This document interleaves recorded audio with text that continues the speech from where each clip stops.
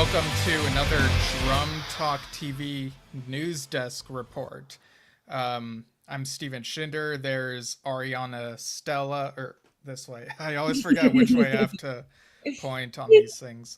But yeah, Danielle couldn't make it to this one, but we got our backup plans, and I guess we ran out of backups, so now I'm on here with Ariana. But yeah, we got a couple news items, a couple drummers who passed, who were in the Bee Gees, and we also got news about a post that Primus put up about their drummer search. And we also got some upcoming Drum Talk TV and Ooh, Drum Talk TV Brilliance events to talk about, as we always do. as we Um, do. yeah, so how are you doing? Like, I mean, I know you already told me, but whatever you'd like to say. Like, how are you doing in general, like this past week, Ariana, since last time Listen, people saw you? listen, Mr. Stephen, producer extraordinaire, wearing all of the hats. I'm doing pretty good over here. Can't complain. We got the grand piano to the left or the right. We got a nice couch over there. Everything's going well over in La La Land. How are you doing today? Pretty well considering I sort of woke up really early in the morning and couldn't get Oh, back to sleep for a bit, and then woke ooh. up like an hour before a Zoom meeting, but I got my coffee and I guess like it all went pretty smoothly, which is surprising all things considered, you know. There's nothing worse than waking up later or earlier than you think, but then having to get on a Zoom. It's like it's one of the worst things. I really don't enjoy it. Well, there's worse things in it, but you know what I mean, where you're maybe like you're a bit scrambled, then you're stuck there for like an hour and a half. You can't move. So I'm with you, but you made it through, and now you're here with us all in the Drum Talk TV land, and we're happy to Yeah, have you. yeah, thanks. So for the icebreaker on this one, um, Yes. yeah, this is one that I thought of. What film or TV show had a song or a track that made you want to check out more of the artist's music? This is a good one. You always get me, Stephen, with the icebreakers, and I always end up like going down a black hole of magic and music. So, for all of you out there who already know what Carol season means, it's Carol season, and so basically, the film Carol. A lot of us watch that film because we love it and it's very festive. And so I've been watching it, but I told you a few weeks ago, I've gotten really into film scores and listening to film soundtracks. And so I was listening to Carol, and I went down a bit of a wormhole. Maybe it was warm. Who knows? Or maybe a Well, rabbit hole? rabbit hole's better than a wormhole, I'd say. Yeah. Um, and Carter Burwell did the film score, but on the actual soundtrack, it has all of his stuff, which is great. But then there's a band on there called the Clovers, and they have a song called One Mint Julep, and that has been my jam. And then I started listening to the Clovers, and then I put on Clovers radio, and I've been like stuck in like the 1950s, wanting to drink martinis at 3 p.m. and like chain smoke and be fabulous. I haven't done that, but that's kind of the era of the vibe I'm in since I started watching Carol. Um, so what about you? Yeah, I think a few possibilities came to mind. Like, I think I even considered like stuff I'd heard in movie trailers, but Hmm. I think I'm gonna. This one goes like way, way back. So, you know how like some of us grow up on classic Disney movies as kids? You know, like Totally. for me, it was one of them was The Lion King. That was a staple. Oh yeah. But as a kid, you kind of don't sit through the credits because the credits are kind of Mhm. scary. It's against like a dark screen or whatever, and it's like the movie's over. So like, Mhm. why sit through them? But when I was about 14 or 15, so like 15 years ago or something like that, I sat through the credits for the first time and heard Elton John's version of Can You Ooh. Feel the Love Tonight? And so I added him to my list of artists whose discography I should check out. And yeah, I checked out some of his stuff not too long later. And maybe it was also around the time I heard one of his songs in Rocky 5, or maybe that was within the same span of a year. But yeah, it was another end credit song there, Measure of a Man. But yeah, that's the answer I'm going with, and I'm sticking to it for this Okay. icebreaker. I mean, that's not a bad answer. You can't beat Elton John, that's for sure. Right. Yeah, he had a like a really cool I guess it was like a farewell concert that was broadcast on Disney Plus a couple years Oh, ago. I thought that was produced like really well. I have not seen it, but I must see it because that did he said he was gonna go, that was his last tour, and then did he go on tour again, or was that really his, because you know how some artists are like, this is it, and then they come Right. back 3 years later because they just can't stay away. Yeah, so it seemed like it would be a farewell thing, but I honestly like there's so much music to keep track of, and I haven't like checked up on like what he's up to since then, but maybe I should, especially given we have this show, you know. Speaking of Disney music, I stumbled upon the Hercules soundtrack. Okay. Oh man, because I love gospel, like full stop. And then I really, Hercules was one of my like top three Disney movies growing up. Then I went back and I listened to it. The go, what is it? Go the distance. Like you listen to that on a Oh bad yeah. day, you feel like you can really do anything in life. And then there's a few other songs, but you're just like get pumped up. So, anyways, for those of Yeah, you watching who haven't and listened, there's Zero to Hero, which has like all the background vocals, right? Zero to Hero gets you pumped up, like you're ready for anything. And listening to that soundtrack from start to finish in order, you're gonna have a great day. Okay. Oh, I see we have someone in the comments. So let's see. To live. This is from Johnny A, who says "To live and die in L.A." Cool movie song. Yeah, I've Ooh. seen that movie. It's an '80s movie. It involves like cops or like investigators or something going after this like master criminal. Willem Dafoe and William Oh, Peterson are in it, and yeah, I think I kind of remember that song. It was yeah, like 85, something like that. So nice. yeah. Gotta add it to the list. Gotta add it to the my homework list to check out. Yeah, I think it's based on a book, but I've never read the book, so I'd be curious to see how different the book's ending is from the movie's ending, because I Mm. remember reading that the movie ending they changed from like what they originally were gonna do. But yeah. So in terms of music news, Ooh, yes. this next item is it's a bit of an emotional one, right? Mm. So, fans of the Bee Gees, two Bee Gees drummers passed away this week. We had Dennis Bryan, who was with them from 1974 to 1980, passed away at age 75 on November 14th, as announced by his Amen Corner bandmates. Then on November 18th, original Bee Gees drummer Colin Peterson, who was with them from 1967 to 1969, passed away at age 78. So Yeah. sending love to all of them because wow. Yeah, and I don't know. Like I think I know like just some hits from the Bee Gees. Like "Staying Alive" is the obvious, really popular one.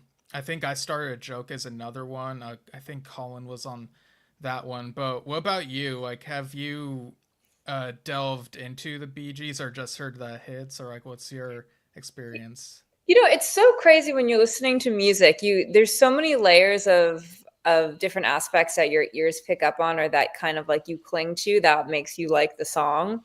And I feel like drumming, dependent on what you listen to, maybe non-drummers will pick up on drumming. But I mean, for the Bee Gees, immediately I think of the vocals because like, wow, the Mm, vocals are absolutely insane. But I think people don't realize that the if good drummers or excellent drummers are always, you don't really notice the drums. That's when I feel like you know that it's so good because it's just because it's the glue to the music, to the song. And so no, like but excellent drummers. And that's so sad because I feel like that time period of drumming and that time period of genre of music it's never going to be again. And so I feel like even the technique of the kind of drumming that was being done, um, it's just different now. So it's almost, it's like the end of an era, in my opinion. Yeah, and I see Johnny chiming in once again saying they did a cool movie soundtrack with Peter Frampton, and he also says Ooh. Beatles stuff. And yeah, this would be I think this is what you're referring to, Sergeant Pepper's Only Hearts Club Band, the 1978 film. Um, I can't quite remember if I ever got around to watching that. Maybe I did, but it was a long time ago. So yeah, interesting stuff. And actually, last night, in preparation for this, found an interesting tidbit about the song "Staying Alive." So I'm reading this straight from Wikipedia because it's easier for me that way. Yeah, uh, fair enough. yeah. So Dennis Bryan, the drummer at the time, this will be Mm. mid '70s, left the recording sessions early as his mother had died. The Oh. shortage of qualified replacement drummers in the area prompted the group to try a drum machine, but it did not offer satisfactory results. Hmm. After listening to the drum track of the already recorded Night Fever, the group and producer Albie Galutin took two bars from that track, re recorded them as a recurrent loop on a separate tape, cre- Whoa. creating the song's constant rhythm, and proceeded with sessions for Staying Alive. The group jokingly listed the drummer as Bernard Lupe, a takeoff on session drummer Bernard Purdy. Lupe became a highly sought after drummer until it was discovered that he did not exist. Wow. Okay. Well, then there you go. Great, great drummer staying in the background, not making a big deal, but it was a loop the entire Right. time. Yeah. But oh yeah, I just realized the pun in that name, Lupe. Yeah. Yeah, it was really late when I read this, so like not all of it registered back then, but What a yeah. fun fact. Yeah. So, our hearts go out to anyone connected to these two drummers of a legendary music Mm. group. So another really big drumming thing happened. A couple weeks ago, we talked about Primus, the band, and their drummer had left, and so they got a sub. But they just posted on social media the other day on November 18th saying, "We are currently taking submissions from all points in the universe for the position of Primus drummer slash percussionist, seeking a well mannered, affable individual with original sensibility and aesthetic, possessing a desire to open new doors in the creative world. Flashy chops are wonderful, but groove, pocket, and the ability to listen, react, and contribute to the musical conversation is a must. Submit resume and a recent video performance to drumsearch@primusville.com." So Cool. my question about this is, when are you gonna submit your submission, Ariana? For Primus or in Yeah, general? yeah, Actually, it's so funny you're reading this, and I was like, you know what? I got nothing to lose. I'll submit, and I'll keep everyone posted on my submission updates and see what happens. right. But yeah, that's really interesting that they put out this call on social media. Like even just 15 years ago, I remember, bands would be on a search for someone to fill in, but it's more like they wouldn't put out. I'm thinking of Yes in this example. Like they didn't put out a call to like, hey, let us know someone who can fill this position. It was more like they knew people who Hmm. directed them to a person, or they saw a video on their own online. And so Right. it's fascinating how things change over time, isn't it? I'm actually very intrigued because I would think like some of the bands that I've loved over the years, like the drummer would go and come, or the band would go in a different direction, but they would always pull from like their inner circle, like from maybe a Right. musician that they've already played with or a band that they're friends with. So I actually find this very interesting that they're putting out like a social media search for their next drummer. I wonder, maybe they're really looking just for something new and fresh and want to kind of change things up a bit, which I think is really fun. Yeah, that might be like, they know people in various circles. I mean, they're a huge band. That surely they know other huge bands, but maybe Yeah, they want to bring fresh blood into the mix. Fresh talent. So I think that's really cool. I appreciate that because I think, depending on what your goals are and what you define as success. Like for me, I've been in a few bands, but we never kind of went on to do X, Y, and Z or been like a household name. So I do find it quite admirable to have such a following and such a network and history within, your creations of a well-known band. And then to be able to take that pedestal that you've created for yourself or your more pedestal or stage, what word am I trying to think of? Anyways, you know what I'm saying. But you take Yeah. that, you're going to pull someone who maybe isn't as well known and put them on it instead of kind of just continuously using an saturated kind of experience pool. You know, Yeah, and speaking of Pool, Johnny also says Claypool used to have Buckethead's old drummer. Maybe he will go back. Yeah, okay, that might be maybe interesting. or Johnny, maybe I'm going to be the new drummer. Who knows? Yeah, Stay what? tuned, Johnny. Yeah, wouldn't it be funny if people like in their network like submit to this as well and get the job anyway, and it's not someone new to That would like the that world would of be music? funny. And then yeah, maybe it's just a whole PR like press stunt, or maybe it's not. Maybe I'm not going to be here next week, Steven, because I'm going to be on tour. Who knows? Well, I mean, neither of us are gonna be doing the newscast next week because we have that week off, but we'll be back the week after with Right, right, a right. news desk report. But yeah, I'm glad you said that because I wasn't sure where to include that in our notes. But yeah, might as well tuck it in here, like in Well, this there segment. you go, everyone, and Johnny, listening and tuning in. We're not going to be here next week, but the week after, and maybe not me. And then Steven, maybe you'll come with me. We'll do this from the tour bus. That'd be cool. Yeah, as long as there's Wi-Fi. Oh, and I see August tuning in from Illinois. Yeah, thanks for tuning in. All right. So next up, onto Drum Talk TV related stuff. Ooh. Um, yeah. What's this next challenge we have? So, Stephen, the next challenge for all of you tuning in, who maybe didn't know the previous challenge that we did the Led Zeppelin challenge for drummers. Now we're doing the Who challenge. So you are able to submit any and all videos of you playing horizontally to, it has to be specifically be the Who song that Keith Moon was playing on, Yeah. and submit your videos because it's intense crunch time. Yeah, and we have a video to play about that, but just want to update regarding the John Bonham challenge we previously did. My dad, Dan Shinder, founder of Drum Talk TV, he'll be announcing the winners live later today, I think in the evening. So yeah, people can keep an eye out for that. And yeah, so go ahead and play this video about the Keith Moon challenge where you can win awards. So, okay, here it is. Attention drummers. It's time to showcase your skills in the ultimate Keith Moon drumming challenge, playing to the music of The Who.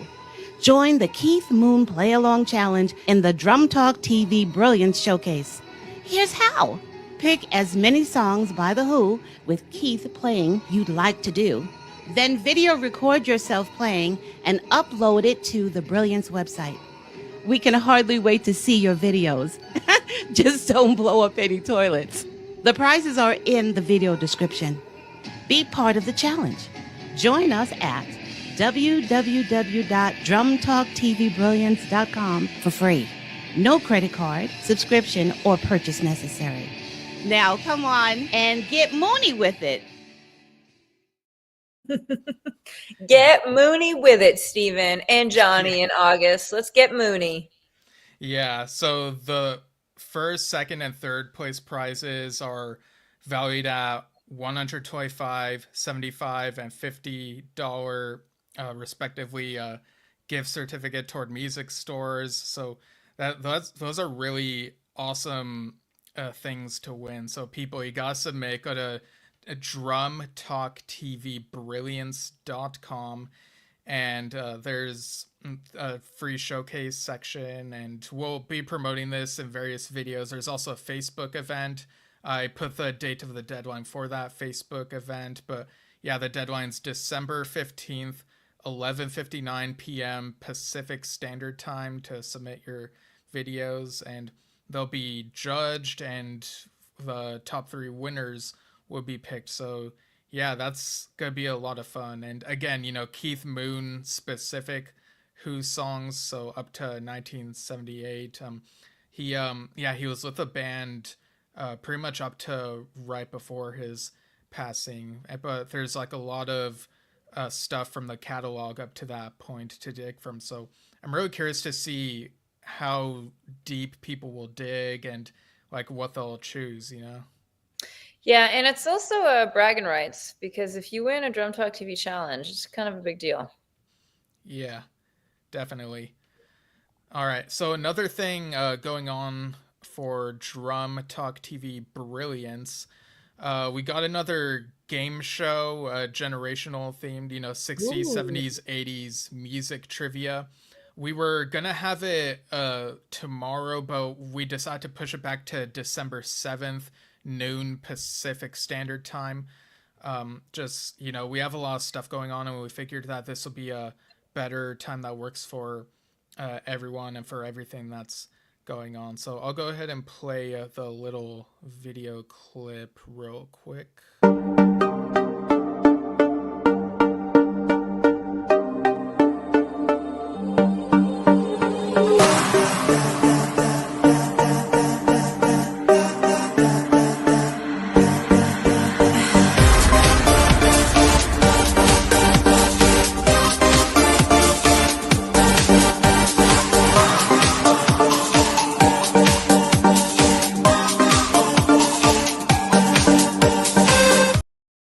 Yeah, that's the old date, but yeah, so it'll be December 7th, and you'll be able to RSVP on the event page. So yeah, keep an eye out for when the marketing goes up for that.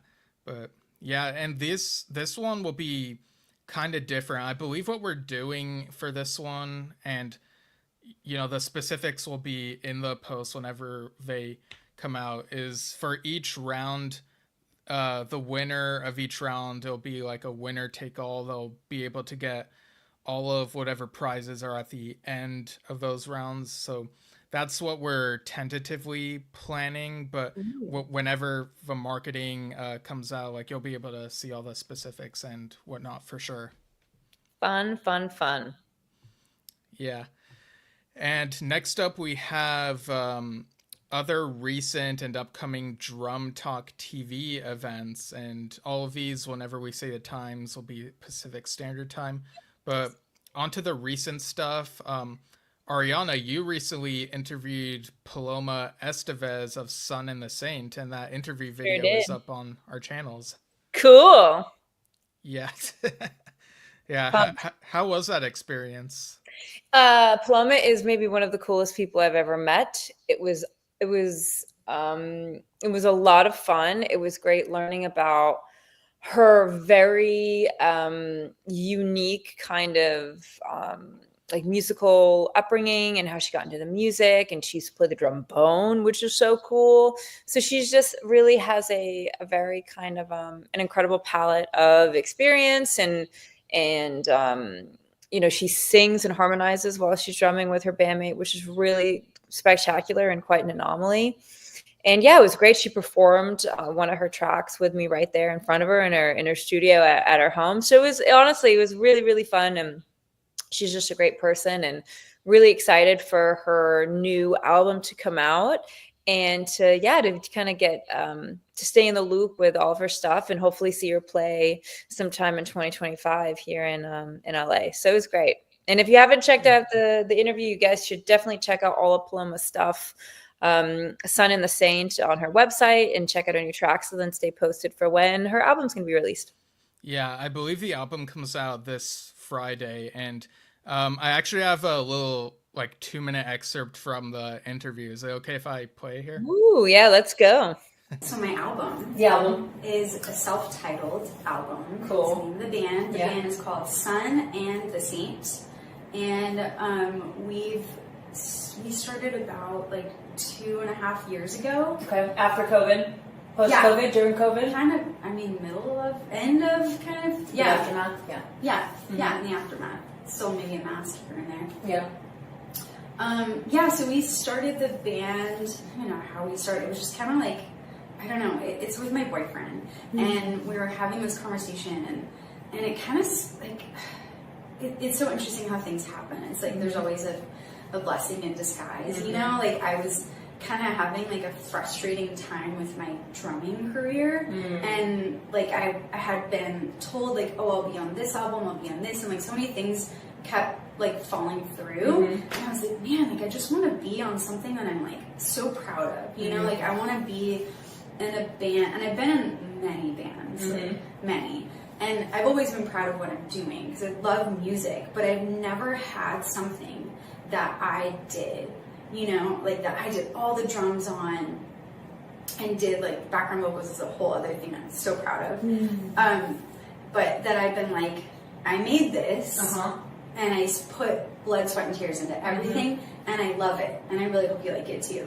And I've had that as my like, I don't know, a goal my whole life. Yeah. And now I finally have it. So it's like beyond, it's like, I don't even know if excitement, like there's not quite a word for it. Yeah. You know, it's a little beyond me. Sure. Humbling. And so we spent 2.5 years writing, creating, making, mixing, mastering, doing everything ourselves. Whoa. And yeah, it's a 14 song album. That is pretty nice. It's pretty cool. Yeah. So you 2.5 years drumming, working together, producing, doing everything. Did you do it here? Is this where the? It's one of the rooms. Yeah. Cool. Yeah. Feeling the magic in the room, everybody. So there's a little taste, and you do get to see her perform later in the video. But yeah, so. I don't know about you, but whenever I listen to or watch myself on like a podcast or something, I feel kind of weird about hearing or seeing myself. Do you have that same thing, or is that just a me thing? No, I think I've come to the acceptance of just like, every time I see myself, I'm just going to giggle, like, cause that's just the reality of it. Cause I think I'm just absolutely ridiculous. But no, the interview was really great. And you can see that she's so proud of what she's created. And I think doing anything in life, you know, whether it's music, whether it's just creating something from scratch, whether it's baking a cake, whatever you're doing, you want to be proud of it. So it's really special that, you know, and her music partner did this all themselves. So it'll be pretty great. And I forget the track that she plays to you, but it's a groovy track. It's like one of those ones you want to put in your car, driving down the PCH, you know, with the windows down in California, feeling good. And if you're not living in California and can do that, it'll give you that feeling of as if you were doing that. So there you go. Yeah, and I see Johnny saying the world needs more women drummers. Yeah, Johnny, couldn't agree more with you. So there you go. That's the truest statement I've ever read in my whole life. Yeah. All right. So what else happened this past week? There's just so much, right? So much is going down. Let's see. This past week was also packed with interviews as Dan interviewed bass player Jeff Berlin about bass education. I keep on forgetting to get my bass out and just like have it like this as a prop.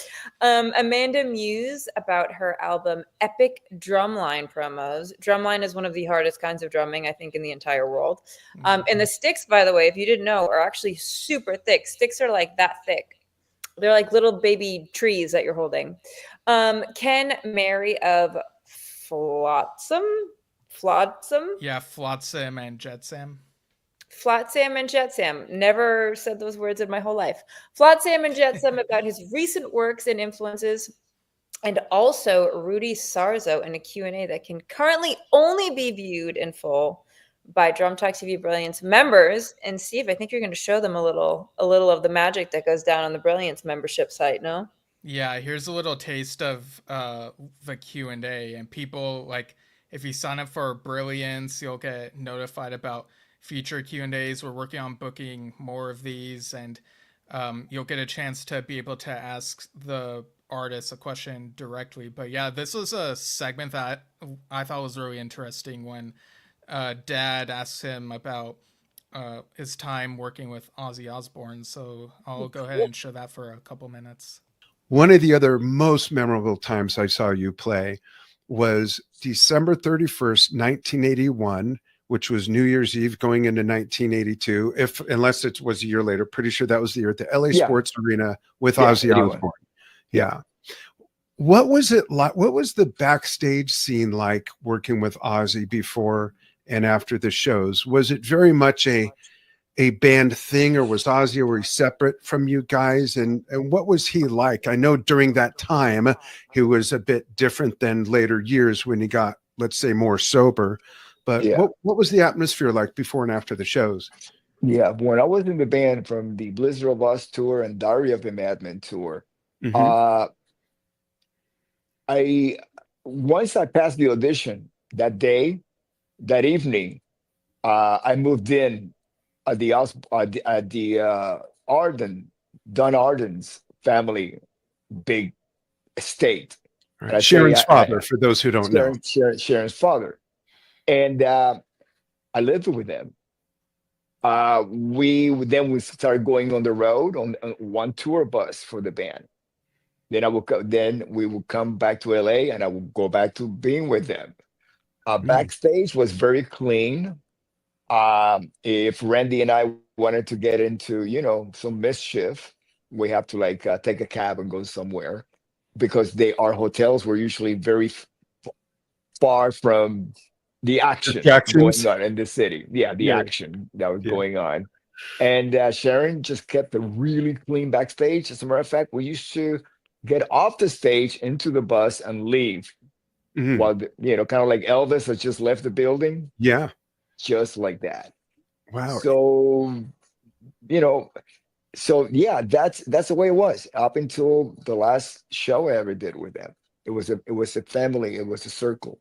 Wow. Very small circle, but it's a family. Yeah. I'm very impressed. I mean, I didn't go overboard with my own assumptions, but I guess I didn't expect that, if you Mhm. will.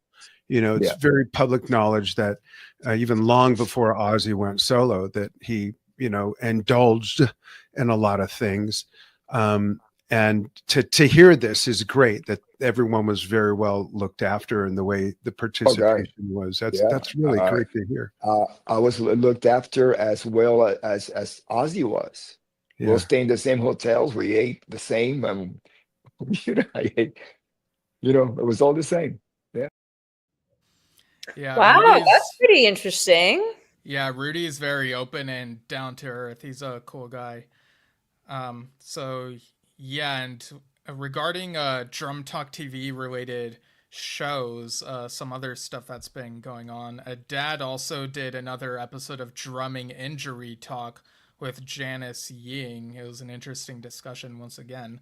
And another Under the Influence episode with Lou Calderola, with the theme being feeling thankful. So a couple songs having to do with that sort of thing. And Dad also did a couple of Yes Shift episodes with me, our podcast where we talk about the band Yes, its members, and related stuff. So on one of them, we interviewed Dave Kersner about his new album, which comes out Friday. It's called It, a celebration of The Lamb Lies Down on Broadway. And Dad will also do a vlog celebrating the original album by Genesis, Lamb Lies Down on Broadway, this Friday at noon Pacific. And the other Yes Shift episode we did was one where we discussed the National Treasure franchise and what we think of its music by Trevor Rabin.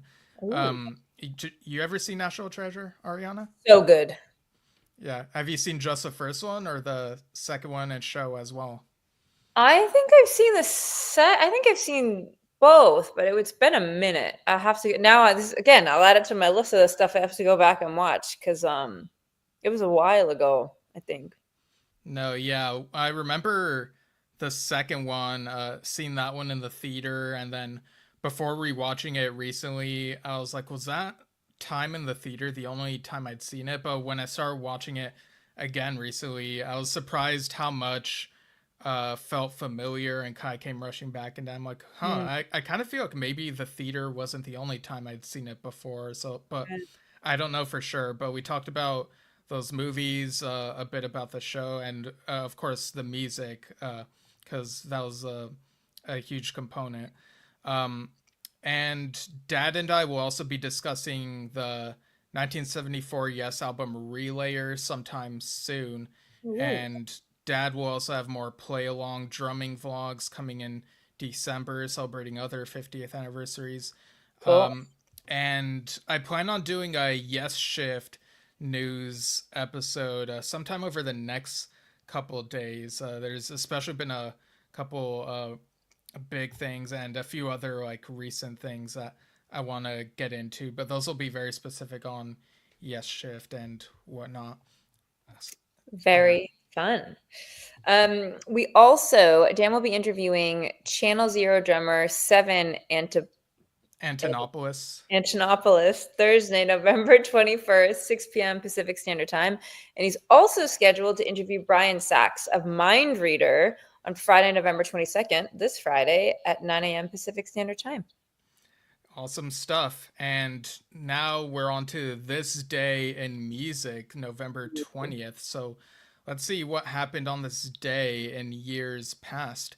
So starting off, kind of going backwards, in 1976, Paul Simon hosted NBC's Saturday Night Live, where he performed live with George Harrison on Here Comes the Sun and Homeward Bound. Paul McCartney and John Lennon were both in New York City watching the show on TV. Wow. In 1966, on this day, November 20th, the Supremes were at number 1 on the U.S. singles chart with You Keep Me Hanging On. The group's 7th U.S. number 1, spent 2 weeks at the top of the charts, was also a number 8 hit in the UK. They had their 6th U.S. number 1 single with the Motown production team, Dazier Holland's I Hear a Symphony a year earlier. Yeah, and 1961, November 20th, Bob Dylan started recording his debut album over 2 days at Columbia Recording Studios in New York City. Wow. And then in 1955, the song that changed popular music history, Rock Around the Clock by Bill Haley in his comments, went to number 1 on the UK singles chart. This song was used under the opening credits of the film Blackboard Jungle. The song entered the charts a further 6 times until 1974. Yeah, a bit of rock history right there.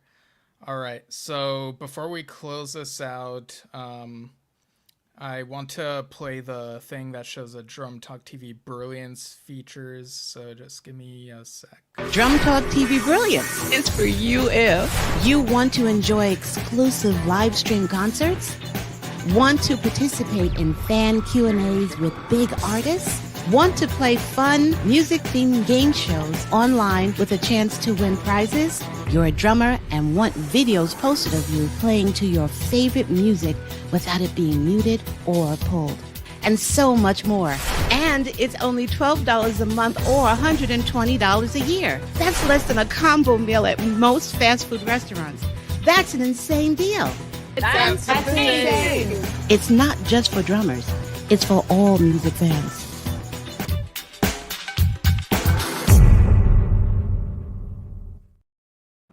There you go. Sign up on drumtalktvbrilliance.com.